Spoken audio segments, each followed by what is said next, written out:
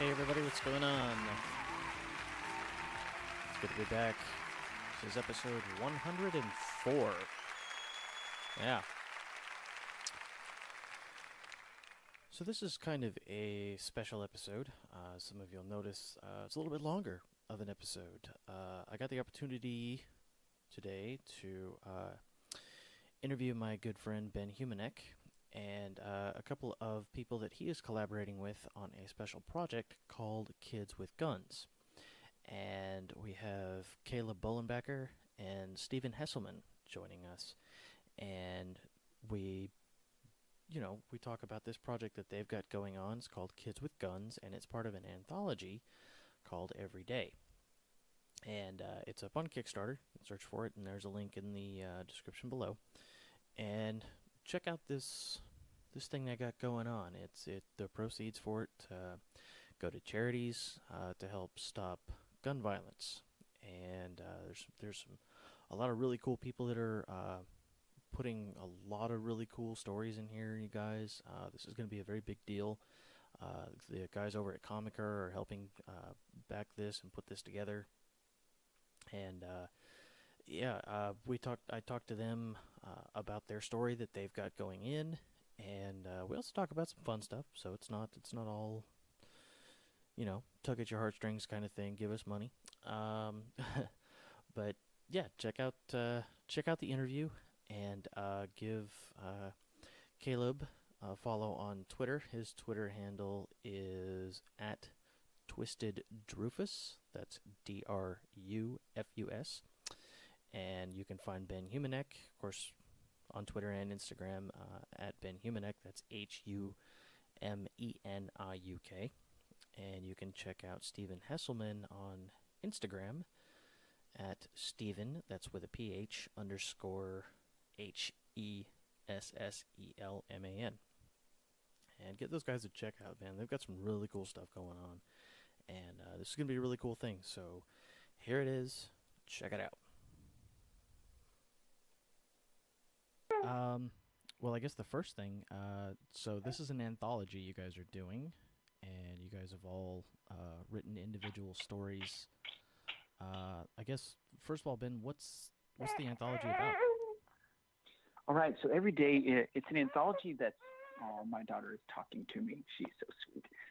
So Every Day is an anthology meant to talk about and show instances of and hopefully eventually combat gun violence. And so to that effect, all the stories in there kind of deal with the effects of gun violence impacting somebody or being something that changes a situation for someone. And we're not trying to put guns themselves in a negative light, but certainly the effects of violence and the reckless and ruthless use of those against other people. That's the big gist of it. And so to that end, Comicer, the publisher, has assembled, a slate of, I think we're well into the double digits on artists and writers who are donating and volunteering time. No one's getting paid to contribute stories that would go with the theme of the anthology and kind of raise some awareness on the issue and raise people's awareness of the fact that there are organizations that are working to stop gun violence in pretty sensible ways. So each one of you wrote a story for this anthology. Stephen, what did you write about? Oh, actually, I'll be honest. I'm just inking story that Caleb wrote and that Ben is penciling.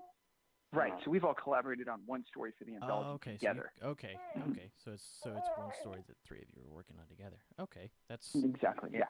That's cool. Though we do all have independent projects that we've worked on outside of this anthology, which I think we can tell you more about as the show goes on as well. That'd be pretty fun. Okay, so what inspired you guys to tell this story? Ooh, Caleb, I think that'd be a good one for you. What are your thoughts on that? Okay. Yeah, it's a good question. It's a hard question, I think. I've done a lot of comics work over the years, but when Ben approached me about this project, I was kind of stumped for a little bit, just as far as like the format of doing a one-off and then like a short one-off with a set low page count, and then getting the topic of gun violence in. It's a lot. Like everyone's probably said at this point, gun control can be really controversial in this country. But I think Ben made a really good point when he's saying like this is about like violence in general and violence specific to guns for these charities, and hopefully we can all agree that violence is a bad thing. It's heartbreaking when you see these stories of all these shootings and stuff, and it's always been heartbreaking. But this last year specifically for me has been kind of rough as far as I've lost a couple of people I've been close to, and one of those was a really dear friend who passed unexpectedly, kind of around the time this project was coming up, and kind of figuring out how do I tell a story about gun violence in the context of a comic, which for me is usually like this high concept, action oriented thing. Like, how do I do that without glorifying it? And then my personal life unfortunately brought home the point that like death is really awful sometimes, and it's not a thing you want people to have to deal with, and for it being such a divisive issue where there's like really clear cut sides, constantly yelling at each other across the internet, I kind of came to the realization that no matter what side you're on, if you're the one losing someone, it's painful. And that's something that I think everyone can relate to. I hate that everyone can relate to that, but True. Yeah, regardless of which side you're screaming for, death is not good.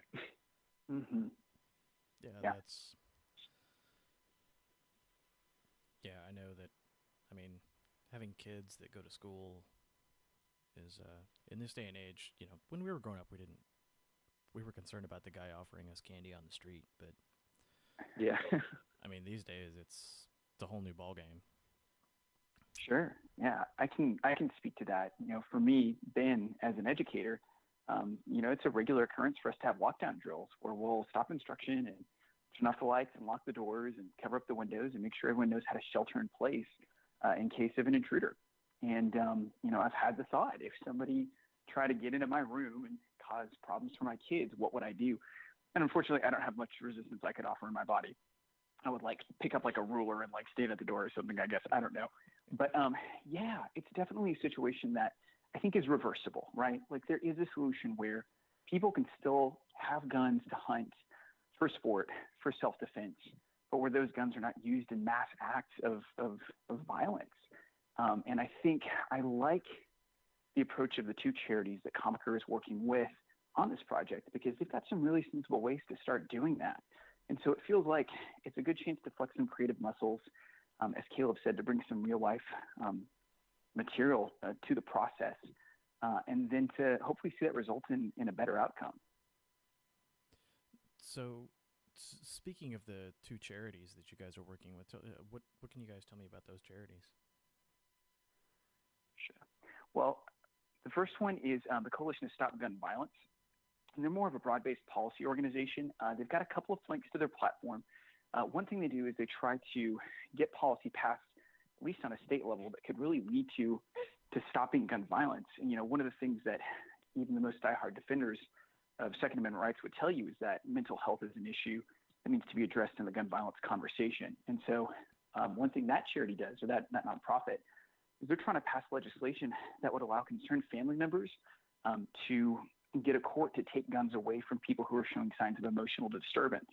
That streamlines the process. Usually to get someone's guns taken away, they'd have to be diagnosed with a mental health issue. In this case, a family member who's alarmed could go to a court and get an order signed, and they could intervene in that situation, which, let's see, you've got a disturbed child, a parent notices a pattern of behavior, they can get a court to intervene in their own home even to get those guns out. So I think that's really sensible. They also do some work with microprinting, which is a way to get better ballistic identification and control. And they're also really strategic in trying to work kind of to thwart the lobbying stuff that goes on from the NRA. I've grown up in a gun-owning home. I've had family members that have been NRA instructors at summer camps, but I think the NRA's lobbying side can be pretty obtrusive when it comes to creating good gun policy. And so the Coalition to Stop Gun Violence, they're really intentional about trying to work to thwart some of that overreach, so there can just be reasonable conversations at the state and national legislative labels to stop that. Sounds good. Yeah. Yeah, I know that I'm not trying to be the political type over here. Right. But I mean, the NRA has done a lot of good over the years and things of that nature. Absolutely. It's, I mean, when an organization as big as the NRA, there's two heads to the beast, and a lot of time the left head doesn't know what the right head's doing, and sometimes it requires that people stand up and acknowledge that change has to be made. Sure. So yeah, I mean, as far as an organization that can train people on gun safety, that can certify people for gun instruction, those things are really useful and beneficial. Yeah. And I think that's a positive side for sure. But yeah, there's definitely a balance, and I think lobbying could be a whole nother conversation. But I don't see the charity anthology out there yet that's here to stop, Citizens United or something. Sure, so sure. That's a whole different situation, I guess. Sure. But yeah, and then my sweet girl's fussing a little bit more. Let me go ahead and put her right here for a sec. This is real life, folks. These are my children. They're the future. I love them. Yes, the joys of parenting while trying to interview and get your message out there. It can be trying sometimes. Like you said, that's real life. Yeah, it is real life. Like I mean, my, I guess, quote, recording studio is a desk that I have in my dining room. So when I record, my wife and my daughter lock themselves in their rooms, and so it's like, okay, y'all just be quiet and I'll come get you when I'm done. Okay, just shh. Right. I know it's that hard art. You don't want to shush your kids, but you're also like, we need a little silence for a minute. Yeah, exactly. Yeah, that's hard. Yeah, and I mean, that's real life. That's the way it is. It's sometimes you can hear the dog going on in the background. I'm recording the podcast, and it's like, but at the same time, it's like, well, it is what it is. Yeah. People know how the world works. Yeah, some people have the benefit of being able to go and isolate themselves and in a soundproof room or whatever. And no, I don't. Sometimes we don't get that lucky. So have you guys had the opportunity to see kind of some of the other stories that are going on in the anthology yet, or? For me, at least, I've pretty much just seen what previews they've made available on the Kickstarter page, and a few things that people have tweeted over the last week or so. Prior to the project officially launching this week, I had no idea the breadth of people involved and the talent level of people involved. It was really cool to see the announcement because a lot of the names in there are people whose books I'm reading every Wednesday. There's some major creators on this, and I think probably because of that, you don't want to show too much of your hand, and right. Obviously they want people to buy the project, so I haven't seen a whole lot yet, but I'm excited about who's involved because I trust and know their work. Yeah. I mean, when I saw the list of people who are contributing to this thing, I was like, oh my gosh, this is a lot bigger than I had anticipated. Holy crap, that's huge. Oh, for sure. Absolutely. I mean, like the idea that Scott Snyder's doing a piece for this, or that you've got David LaFuente and Kelly Thompson putting material together for this. I love Alex DeCampi's work. She's a great satirist.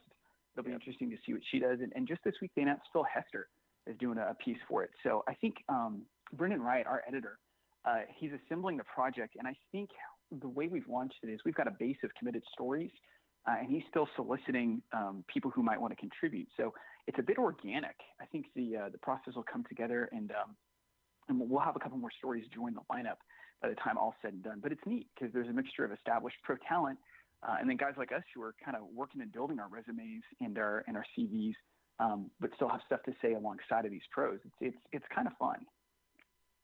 Yeah, I mean, and I mean the kind of pride you must feel, being a part of this anthology with some of these guys who have been doing this for, a decade and have big names with DC and Marvel and Image, and I mean, that's got to feel.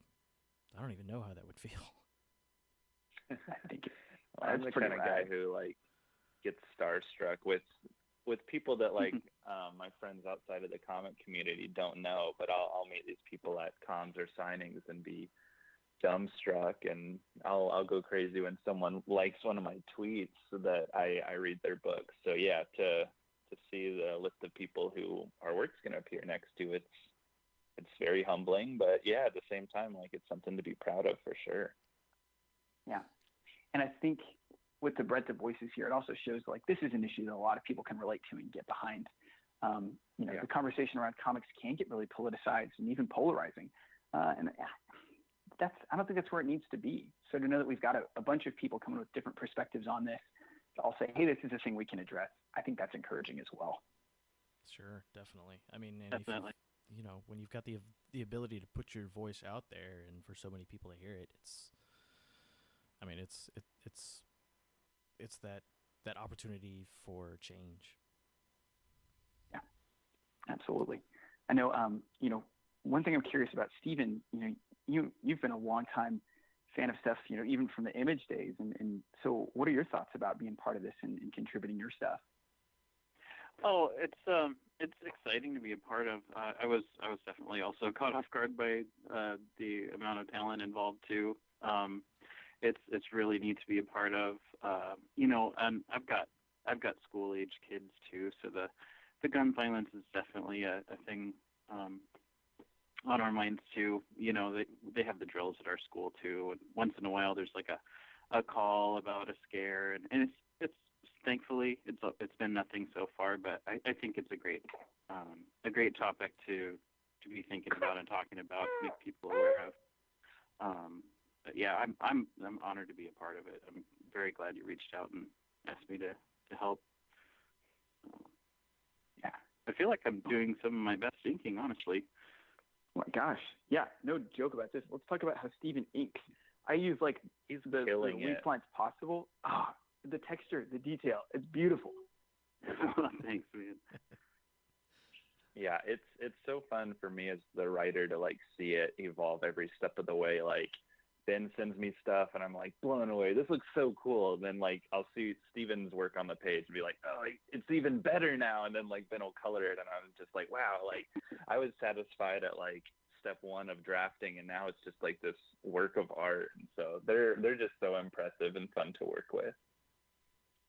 Oh yeah, and to see, like when just more than two people are collaborating on a book, it's so interesting to see writing and then inking and then and with the pencil work and the way somebody inks that specific area, it a lot of the time, the way somebody does a piece of art from start to finish themselves just completely changes when they're just doing the pencil work, and then somebody comes along and adds the ink to it and they have a different perspective on it, and it really just makes everything change and pop, and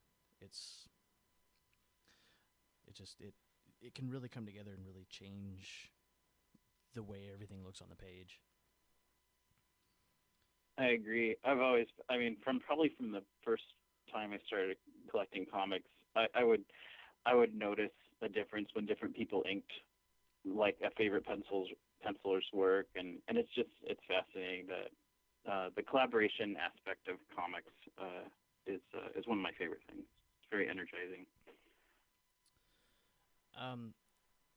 So I know that this particular Kickstarter is only 14 days, and when I saw it, I was like, 14 days. I was like, oh, but okay. Has Comiker said anything like, in the off chance this doesn't get funded via Kickstarter, are they gonna do something different? Yeah, I think there's some language about it at the bottom of the campaign page. I think there's a contingency plan in place if this doesn't go through, because essentially the idea for the Kickstarter is to fund the printing of the book, so that all the profits from sales can go directly to these gun violence prevention charities. So I think if the Kickstarter situation doesn't end up being solvent, the book will still go to print. It just means that it'll take a little bit longer for profit from the book sales to get to the charities, because those printing costs still have to be covered. Oh, okay. So that being the case, we do think it's pretty worthwhile and urgent for people to back the Kickstarter, because again, at the end of the day, the only people really seeing profit off of this are the organizations that we want to support. And we're glad to do that. We're glad to volunteer our time and our effort, and we're glad that people, even up to the scale of a publisher or an established editor like Brennan Wright, are willing to do that as well. Yeah, I mean, and when you've got a name like Comiker backing you, I mean, they have such a wide audience, and then all these other creators that have such a wide audience putting it all out there and like, hey, help us get this funded. And it's, I mean, when I saw 14 days, I was like, oh man. Yeah. No, as far as the strategic reasoning, I think it's just to give people incentive and an initiative to jump on board and to go, because it's a pretty quick countdown. But I've gotten a chance to look at a projection that my friend and colleague Matt Cross has put together, and with luck and a prayer, I think we'll be able to hit that funding goal. Because Kickstarter projects go in ebbs and flows. You tend to have a great, huge first day. Your first week can be strong to middling, and then as different things happen throughout the campaign, of course, you'll have spikes of funding. Hopefully, with this podcast coming out, people who know us or know you, Walker, might be able to hear about the project and get excited about what's going on and be part of that process. So we'll have a couple of things, releases, podcast stuff coming out throughout the course of the project to raise awareness and get people excited. Yeah, doing what we can to get this book or any book out there is something that I've always been a big fan of doing. It's like, if I can do something to help get somebody's creative ideas out there and put it out there and help something get funded, and whether it's for a good cause or just to help somebody's idea get out there, I mean, I'm all for that. I think if I had the money, that's probably what I'd spend the rest of my life doing, is just making sure that things like this could get funded and people's ideas and thoughts could get out there.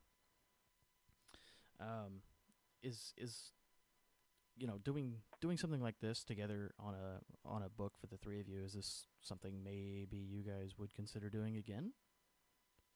Oh, absolutely. Wait, you mean working with these two guys? I mean, if you had to. The answer is no. I would never work with Caleb and Stephen again. This has been a train wreck. But gun to your head, Ben. Gun to my.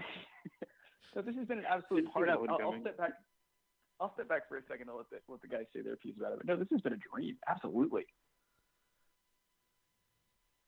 Yeah, I think as far as doing something for charity, like, what an honor. I think so often when you see stuff going wrong in the world, it's easy to feel helpless, and this is just a small thing that we can do, and I think that's great. I love that opportunity. And then, as far as the creative side, that's what I love best about comics, is instead of just like writing in prose where I'm kind of like screaming into the void hoping that one day someone gets to read what I'm writing, there's this ongoing work with these other people. And with Ben and Stephen specifically, it's been so much fun to just like see all their talent and their passion for the project. And it's just like such a encouraging group. So yeah, it's just kind of like constant cheerleading for each other, which is so much fun. Oh yeah, absolutely. I think there's also so much we can learn from each other. Like when I look at how Caleb constructs a script or comes up with an idea or brings theme into his product, I'm inspired with new strategies and new ways to go about doing this craft. Or when I see the way Stephen delineates and changes up values and tones, I'm just like, it's a masterclass. So I think collaboration is such a fantastic part of the process in comics that pays dividends if you're humble enough to join in. and thankfully these guys are. And I don't know. I feel like I'm sitting at the feet of like wise masters and I'm soaking up the information. Same here. Oh yeah. Well, I think the next thing we need to do is, we just need to like switch all the roles next time. Let's make Stephen write it, and then we can like switch up coloring and lettering and all that stuff. It'll be fun. No, I'm kidding. I'm not sure that we want you to see a comic with I drew. I don't know. I think about how Tom King draws those like stick-figure Batman covers at cons, and he's like, "Oh my gosh, look at me!" But it's really delightful. I think there's some value in that. I mean, it's still original. Yeah, I always Tom King. Exactly. I always laugh thinking of one of the first comics I worked on. My friend Tyler, who was the illustrator on it, is is super talented, and he, for whatever reason, was like, "Oh, okay, now that we're done, I want you to draw all the characters just for my benefit, so I can have this. It'll be my birthday present." I'm like, "Why? Oh my You can God. laugh at it?" And he's like, "Yeah, what's wrong with that?" I love Tyler. He is such a troll sometimes. That's hilarious. Yeah, he's the best. Oh yeah, he's so good. That's really endearing. Okay, well, what do you say we move on to the fun stuff? And Right. you guys tell me about any projects you currently have going on individually. Ben? Oh, joy. Well, today I am finishing the colors on a work-for-hire graphic novel project called The Magnificent Makers. It's an educational comic series. It's coming through Rosen Press, Rosen Publishing, Power Kids Press is their imprint. And it'll debut in August, but it's basically a set of 4 short 30-page graphic novels about some high school students who kind of get themselves into hijinks and have to invent their way out of them. So it's been fun because science wasn't my strong background in school. I was much more drawn to the arts and literature and drama and what have you. So it's been cool to do some research and understand scientific principles in the course of creating this work. And then once that's done, I still need to get some pages done for our anthology story, Kids with Guns, the one we're talking about today, because Stephen's inks are waiting. He's like, "Ben, you got any pages?" I'm like, "Not yet." I'm like trying to sweat this out. So we're going to finish up our anthology contribution after this, and then I'll be moving back to Waking Life, which is the creator-owned graphic novel series I've got also through Comiker Press. Volume 2 of that is nearly completely done. Yes. Dude, we're stealing from Winsor McKay, who's this early 20th century American cartoonist who kind of invented American animation single-handedly. He's a brilliant man. I'm living in his shadow. Again, humility. I want to work with or in the shadow of people who are brilliant. That's my ambition here. So volume 2 of that, I'm going to try to have finished up this summer so that we can debut the final digital issues, and then hopefully see that as a collected volume either later in 2019 or sometime in 2020. Ooh. Stephen, what do you got going on?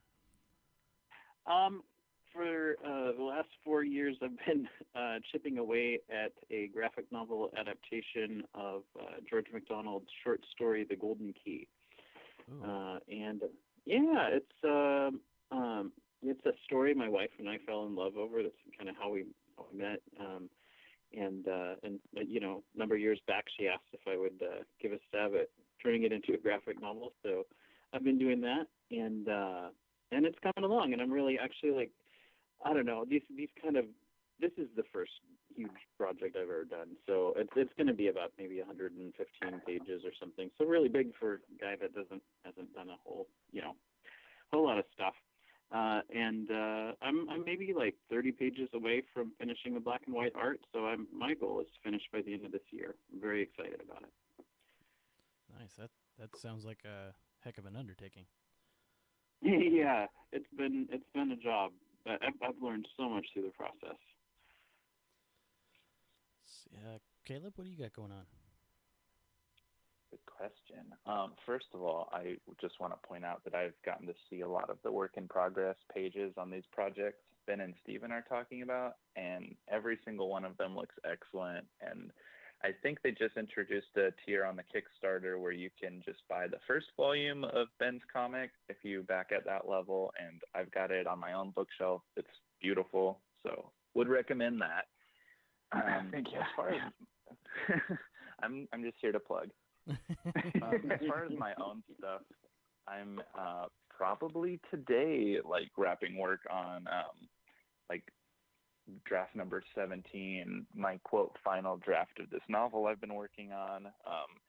It's different from anything I've done before. I usually, like I said, do more high concept sci-fi fantasy work. But my last semester in grad school, my professors were like, "You should really try this contemporary thing. We think maybe this is your secret skill set." And so I figured that was the place to try something I might fail at with a little bit of a safety net under me. And now I'm on the verge of sending that out to a publisher and maybe some agents if that doesn't go well. It's weird, but it's fun. It's like the movie Heathers, but with boys and in Texas. And then I've got a project with Yeah, I hope so. And then I've got a comic project with the aforementioned Tyler Ellis, the artist and writer for Chimera, and we've been slowly shopping that out to some people, sending out pitches for that. So we'll see. Anytime I can get the opportunity to work in comics, I jump. So more the merrier as far as that's concerned. Yeah. Oh, is that I guess broad strokes, the one that's set in LA? Is it that one? Yes, it's Pool Boy. Oh, Pool Boy. I'm very excited about this one. Me too. It's seen a lot of iterations over the years, and it originally started as a joke, and now it's much more than that. But it's fun. It's got great artwork on it, so we'll see where that goes. Yeah, my fingers are crossed so hard they're turning purple. Like, I'm very excited about this coming into the world in some shape, form, or fashion. It's going to be awesome. That's so rad. I should probably embarrass Caleb too. He's got a short story collection, and you're probably going to like just blush if I mention this, but it's called Monsters, and it's the first material I read from Caleb, and Caleb probably thinks he's like light years beyond what he did in these stories, but they're still really great short stories. And that's available like right now on Amazon if you want to download it to your Kindle. It's just some really good, thoughtful, nuanced work playing on this theme of monsters and their different iterations, and it's so solid. Nice. Thank you. That's very old stuff, but I'm glad you liked it. I did. It was fun. There's also the monkey stuff, but you can talk about it if you want to. That's all brilliant too. Yeah, well, that's kind of in the rear view at this point, but it was fun while it lasted. Definitely. Suffice it to say, Caleb knows how to write comics, on multiple levels, and I am following in his footsteps when it comes to trying to write for a younger audience, and I'm taking some lessons from that. So we're all trying to create something here, but I think this has been fun to come together and converge our multiple skills and see what kind of like weird Voltron we get out of it. I think it's a really cool Voltron, actually. I like that analogy. It's a fun Voltron at the very least. Yeah, definitely. Yeah, just kind of like lightly going off of what Ben was saying as far as like writing for younger audiences.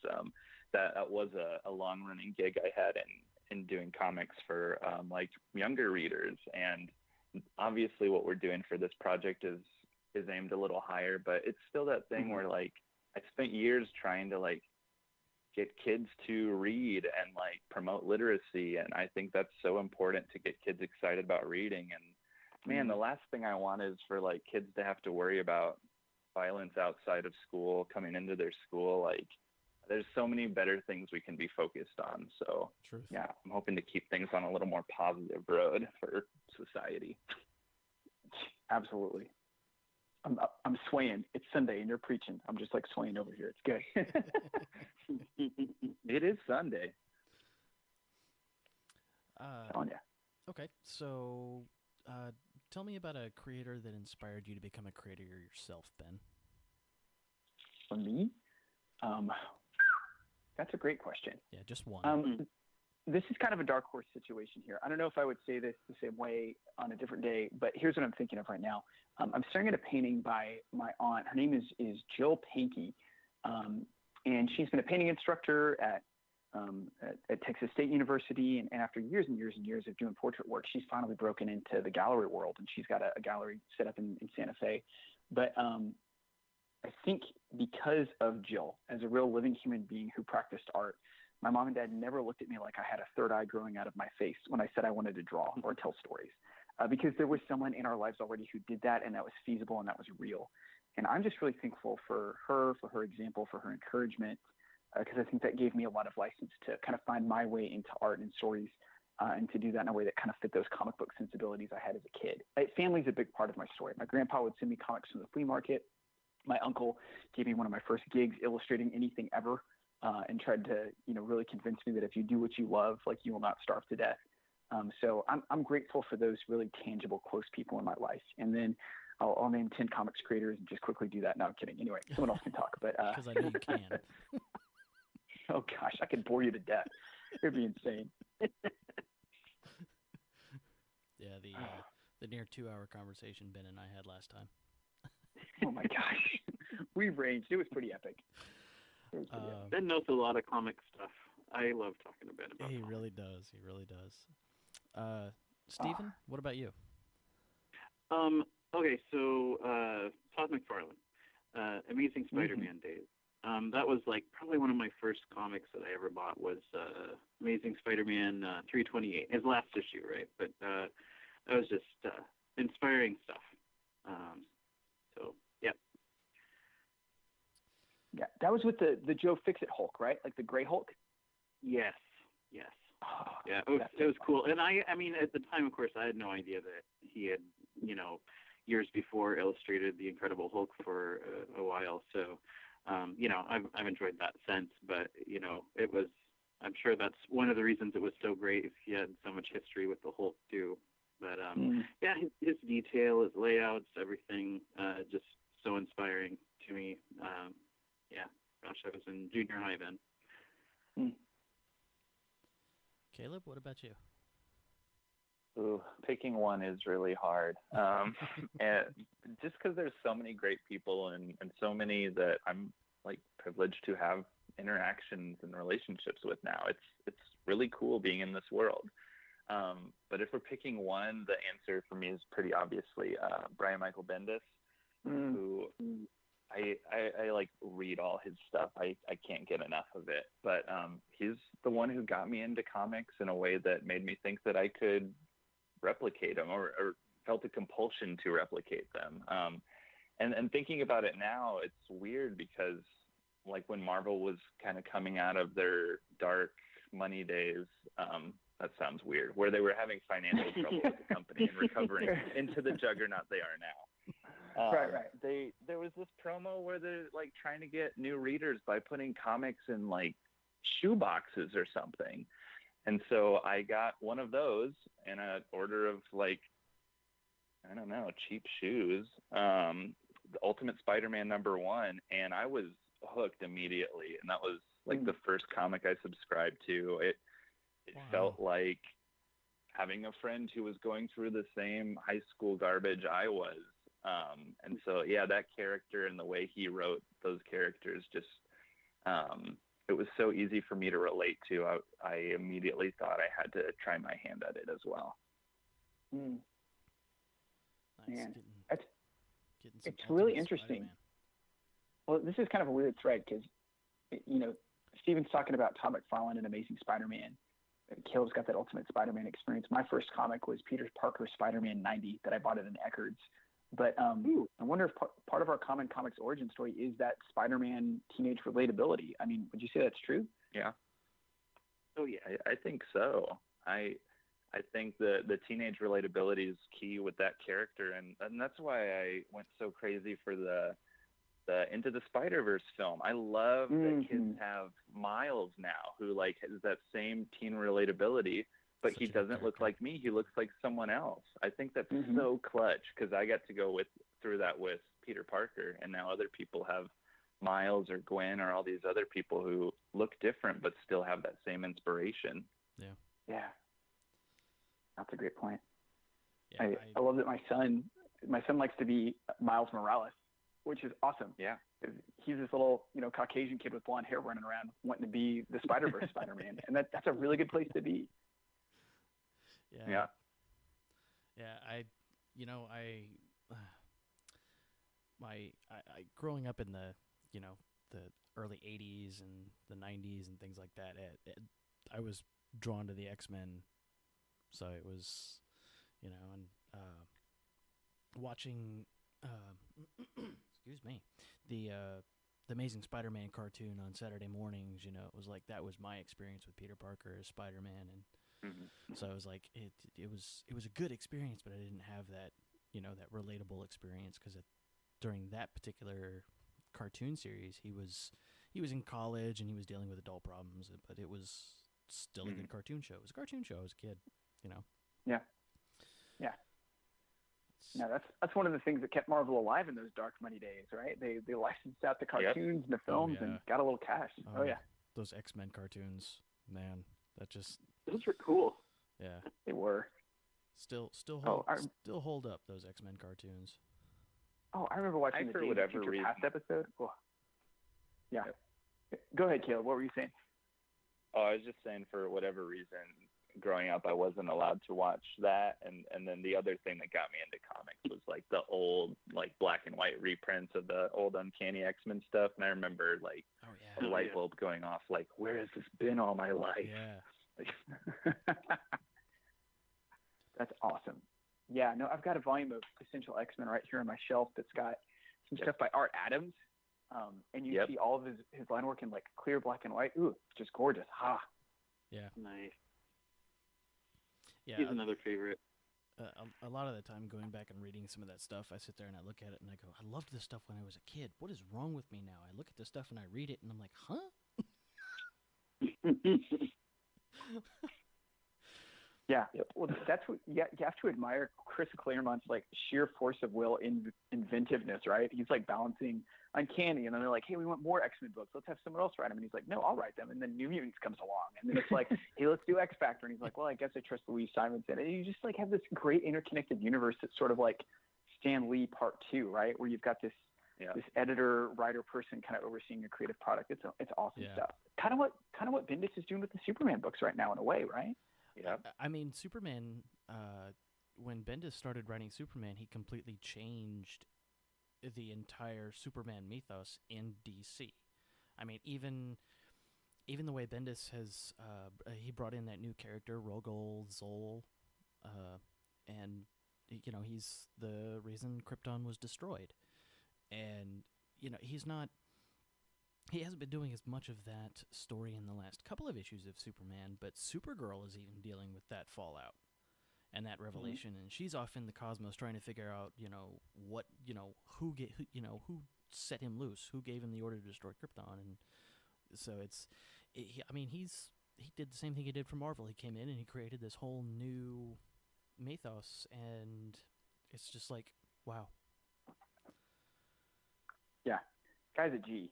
Yeah, and that's Caleb in 5 years. Mark my words, he'll be G'ing it up. Because I hope so. You heard it here first. Yeah, we'll be writing an email. 10 years. 10 years would be good too. I just want to drop you a note and be like, hey man, you need like a fill-in artist, you know. We'll always remember my friends. There you go. That's awesome. But I think that's a cool opportunity in comics. Like, I don't see this in other industries, but like Bendis and like major other people like Chris Eliopoulos, who does the lettering on everything and has all these kids books out now, and all these people, like when I was starting out doing comics, I would tweet at them like, how do I do this? Like what resources can I get? And they all like took the time to email me back or tweet back at me links for stuff. And I think that's huge, that there's always this sort of like pay it forward, pay it back, whichever way it's being paid, but like not forgetting about the people who are where you used to be. Sure.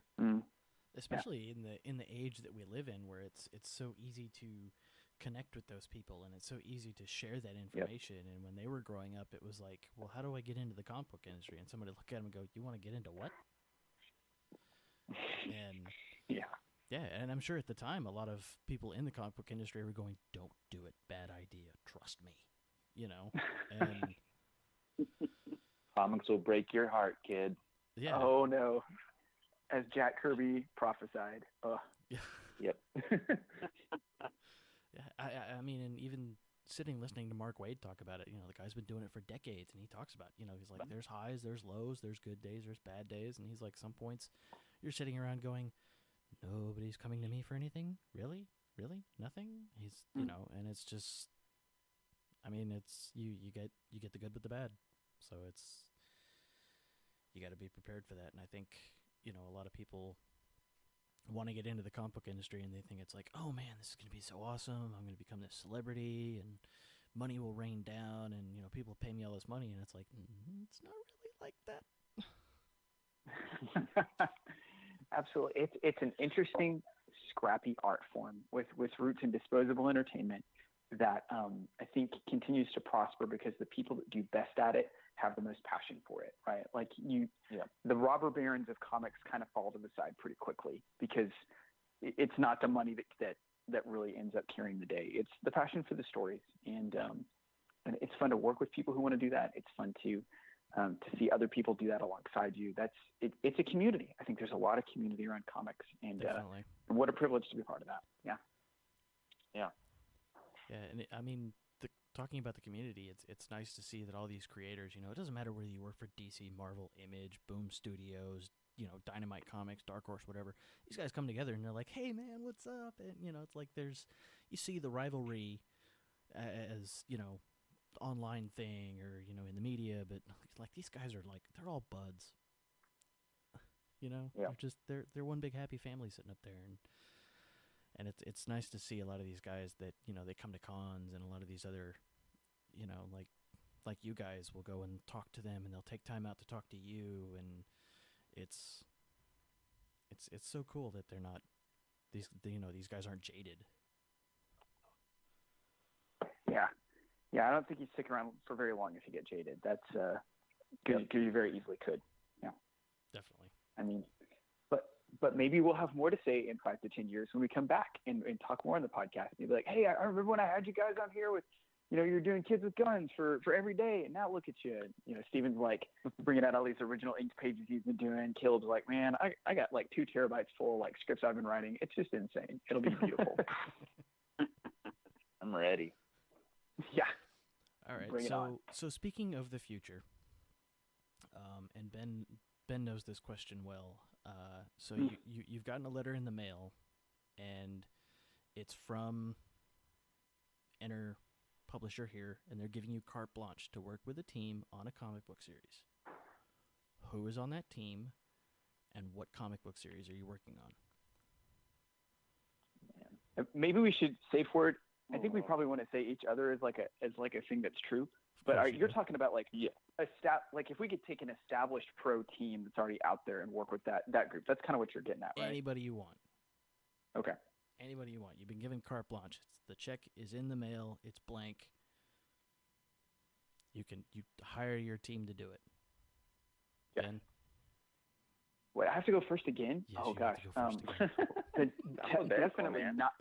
Definitely not Caleb and Stephen at all. No, that's not true. I would pick them in a heartbeat.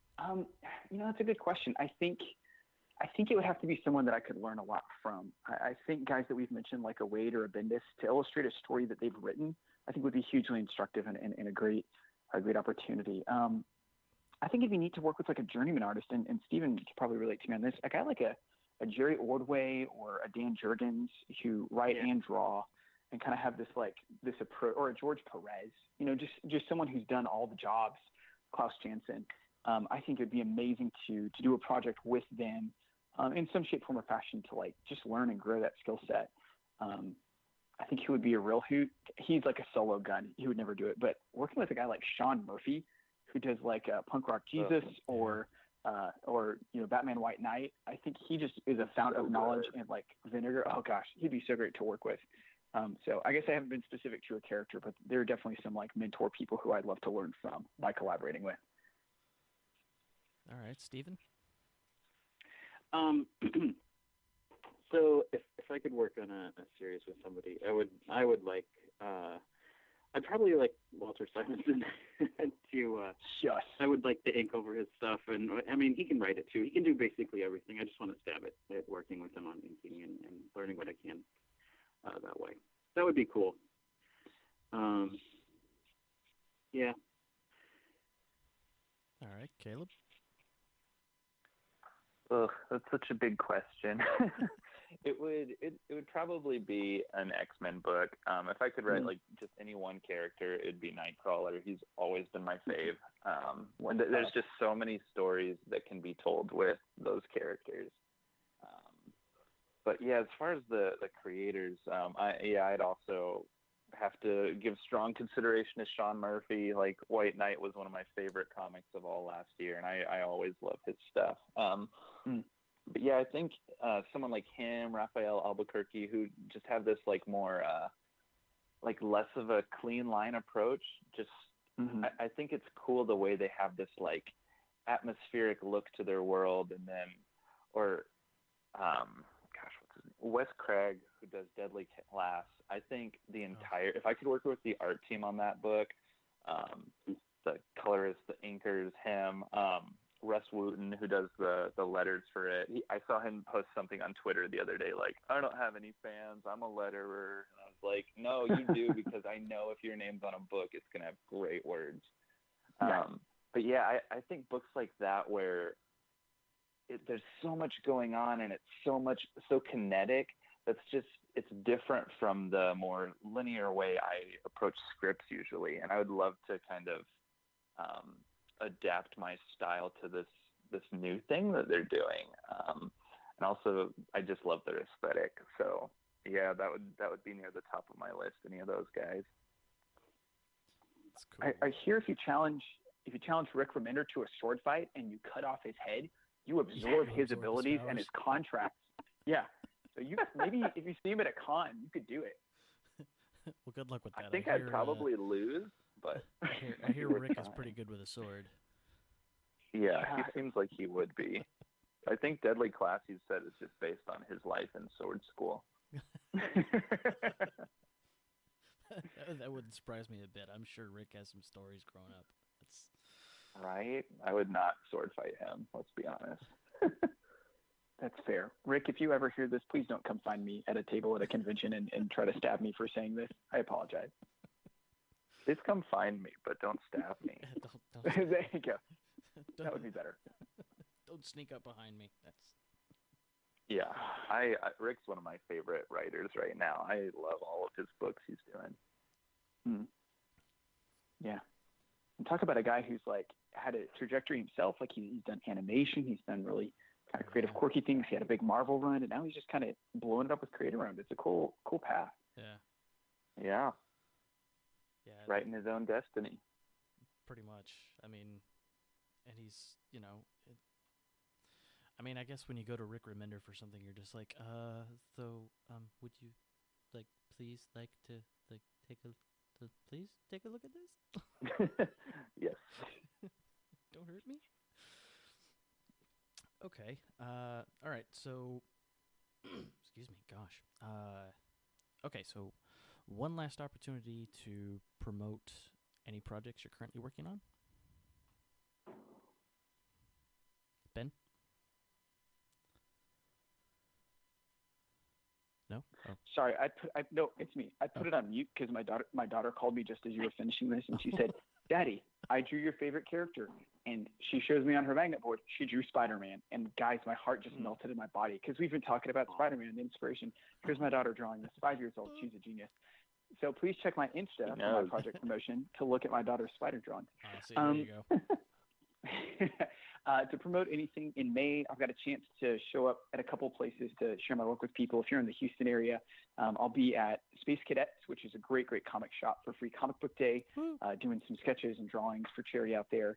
And then I'll be at Comic Palooza selling copies of Waking Life on the second weekend in May. And Walker, I believe I'll be seeing you there. You'll be podcasting, right? Oh, yeah. I will be there Friday and Saturday.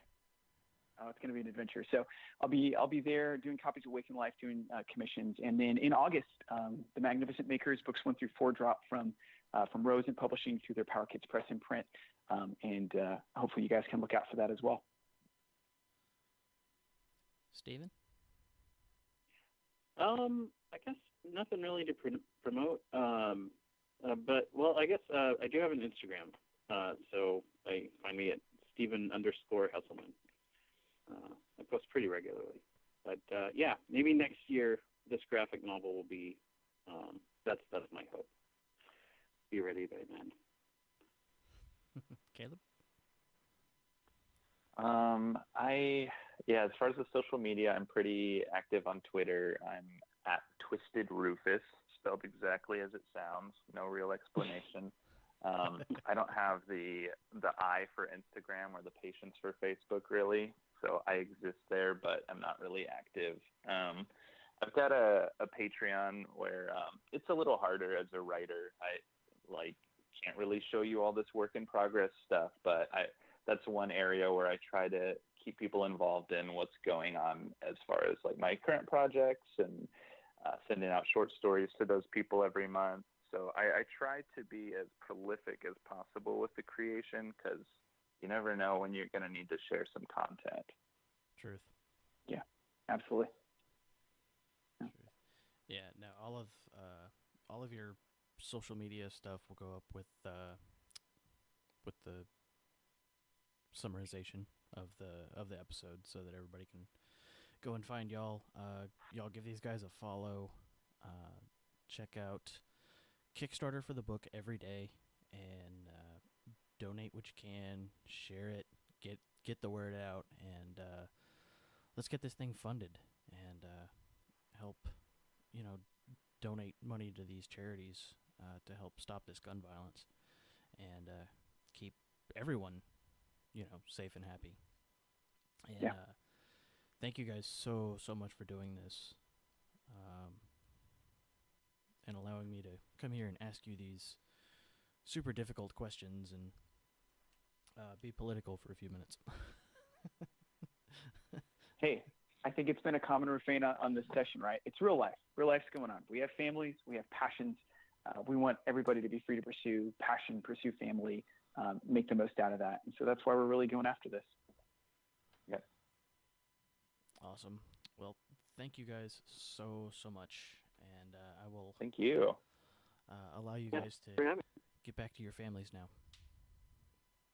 I'm going to go see more Spider-Man drawings. I'm quite excited. Yes, Spider-Man drawings.